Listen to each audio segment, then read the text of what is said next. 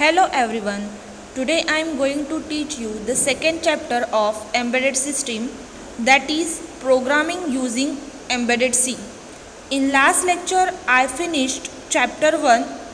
Now we will see chapter 2, that is programming using embedded C. The chapter 2 consisting following points, that are programming with embedded C is the first point. Second, timer/counter program using embedded C. Third, serial communication program using embedded C. And last, that is fourth point, is interrupt control program with embedded C. Now I am going to discuss one by one of them. The first point of chapter 2 is introduction. This introduction is totally about C language. Looking around, we find ourselves to be surrounded by various types of embedded system. It may be a digital camera, mobile phone or washing machine. All of them has some kind of processor functioning inside. हमारे आजू बाजू में देखेंगे तो हम लोग day to day life में बहुत सारे एम्बेडेड सिस्टम्स क्या करते हैं, यूज़ करते हैं. लास्ट लेक्चर में हम लोगों ने देखे थे एम्बेडेड सिस्टम का मतलब क्या है और वो क्या डिफाइन करता है. फिर भी एक बार यहाँ पे एग्जांपल लूँगी. डे टू डे लाइफ में हम लोग यूज़ करते हैं mobile phone, washing machine, camera, OTG means oven. ये सब क्या है, एग्जांपल्स है एम्बेडेड सिस्टम के, और उसी को क्या बोलेंगे हम लोग, एम्बेडेड सिस्टम. ओके. हर एम्बेडेड सिस्टम में एक प्रोसेसर और कंट्रोलर हो सकता है. ओके. मीन्स हर एक एम्बेडेड सिस्टम अपने इनसाइड क्या रखती है, दैट इज़ द प्रोसेसर और कंट्रोलर. और हर प्रोसेसर और कंट्रोलर का फंक्शन क्या रहता है, डिफरेंट रहता है, depend on the working. Means अगर हम लोगों ने मोबाइल फ़ोन लिए तो मोबाइल फ़ोन किस लिए यूज़ होता है, बहुत सारी चीज़ों के लिए हम लोग यूज़ कर सकते हैं. फॉर एग्जांपल कम्युनिकेशन करने के लिए यूज़ कर रहे हैं. ओके. सेकंड, वॉशिंग मशीन है, उसका फंक्शन जो है वो वॉश करने के लिए हम लोग उसको यूज़ करते हैं. ओके. तो प्रोसेसर हम लोग यूज़ तो कर रहे हैं उसमें, बट उनके फंक्शंस क्या है, डिफरेंट है. ओके. जो मोबाइल फ़ोन कर रहा है फंक्शन परफॉर्म, वो वॉशिंग मशीन नहीं कर सकता, और जो वॉशिंग मशीन परफॉर्म करिए फंक्शन, वो मोबाइल फ़ोन नहीं कर सकता.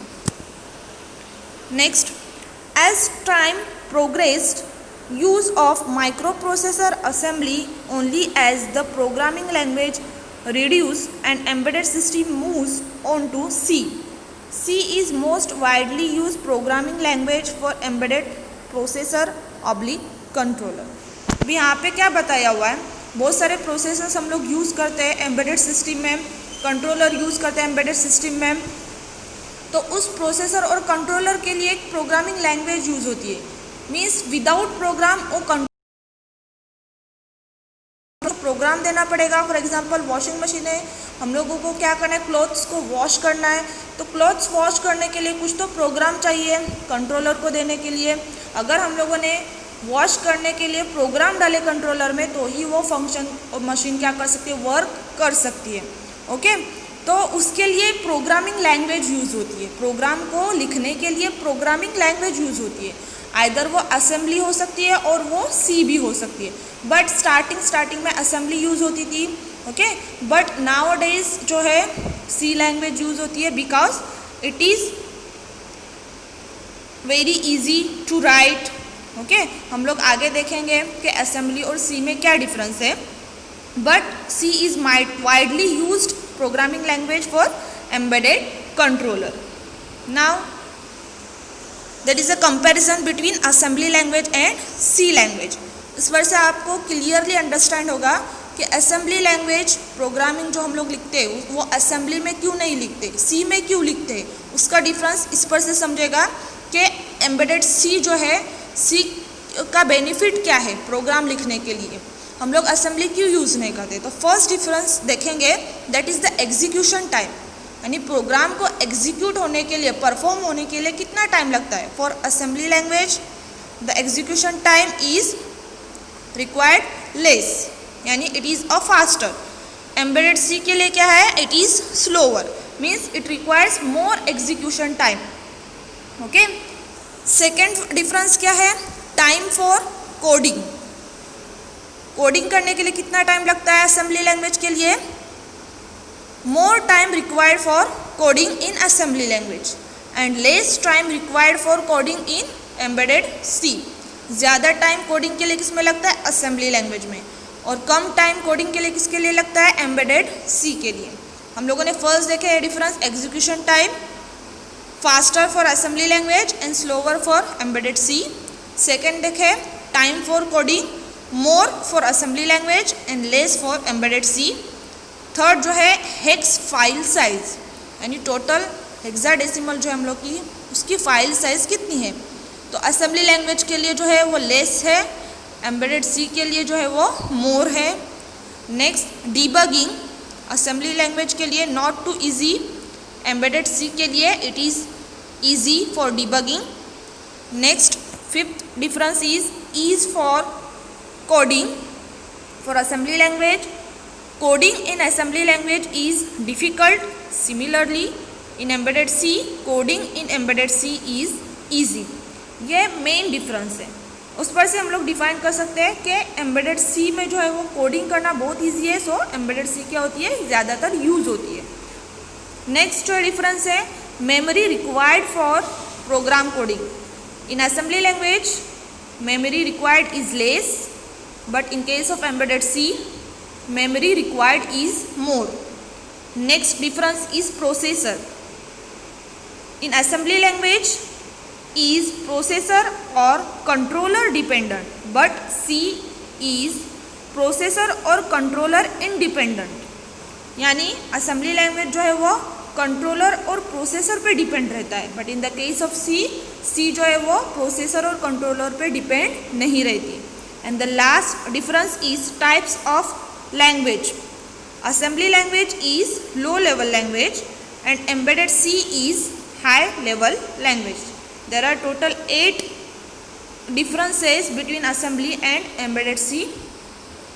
उस पर से हम लोग डिफाइन कर सकते हैं कि एम्बेडेड सी जो है क्यों यूज होती है nowadays. Next arithmetic and logical operations.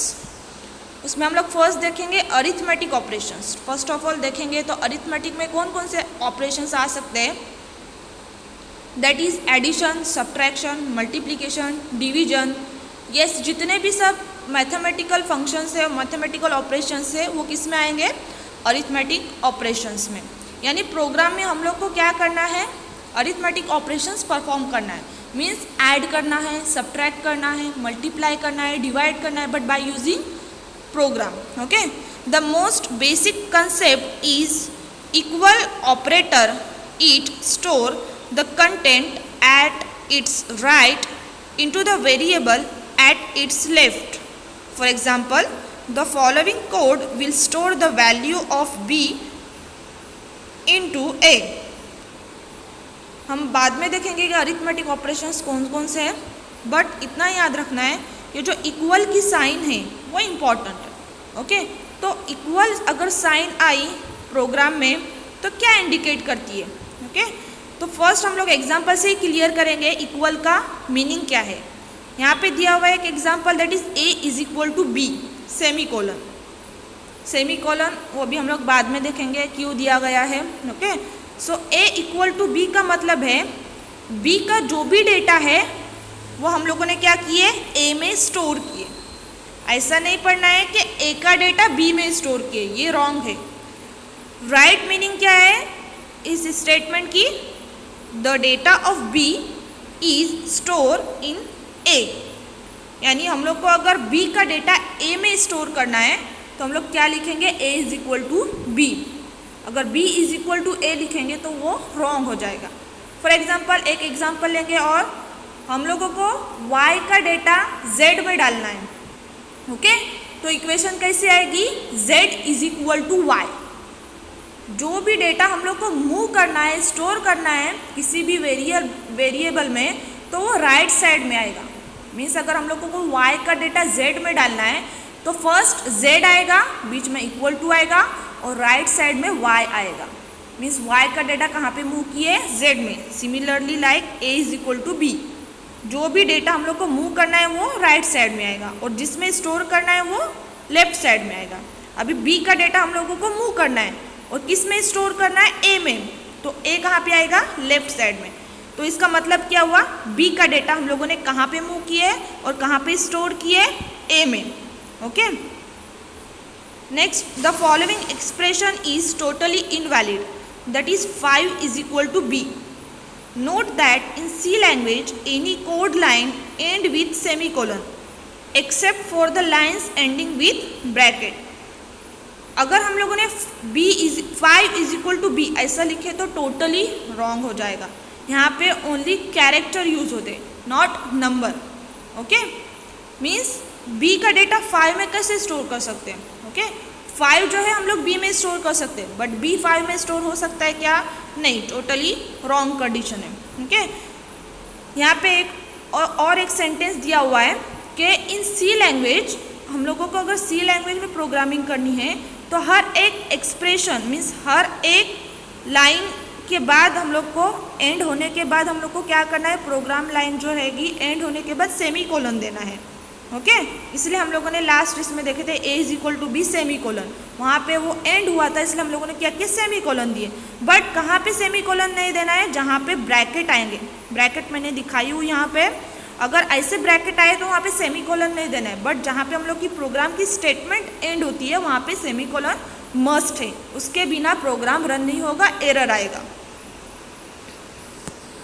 First हम लोगों ने अरिथमेटिकल ऑपरेशंस देखे। ओके, एडिशन है, सब्ट्रैक्शन है, मल्टीप्लिकेशन है, डिवीजन है, वन बाय वन हम लोग प्रोग्रामिंग में क्लियर करेंगे। ओके, सेकंड जो है वो लॉजिकल ऑपरेशंस है, 4 लॉजिकल ऑपरेशंस है। फर्स्ट दिया हुआ है वो नॉट, अगर बिट लेवल के लिए यूज़ कर रहे रहेंगे तो फर्स्ट वाले यूज़ करेंगे, एग्जाम्पल दी हुई है आगे। सेकंड जो है वो भी नॉट के लिए यूज़ होता है, वो बाइट लेवल के लिए है। ओके, बिट लेवल के लिए डिफरेंट है, बाइट लेवल के लिए डिफरेंट है। मीन्स नॉट ऑपरेशन मीन्स क्या, 1 को अगर 0 करना है और 0 का अगर 1 करना है तो नॉट ऑपरेशन यूज होता है। ओके, नेक्स्ट जो है एंड ऑपरेशन है। ओके, एंडिंग मीन्स मल्टीप्लिकेशन करना रहेगा तो हम लोग क्या करेंगे, एंडिंग ऑपरेशन यूज़ करेंगे, उसका सिंबल जो है वो दिया हुआ है यहाँ पे।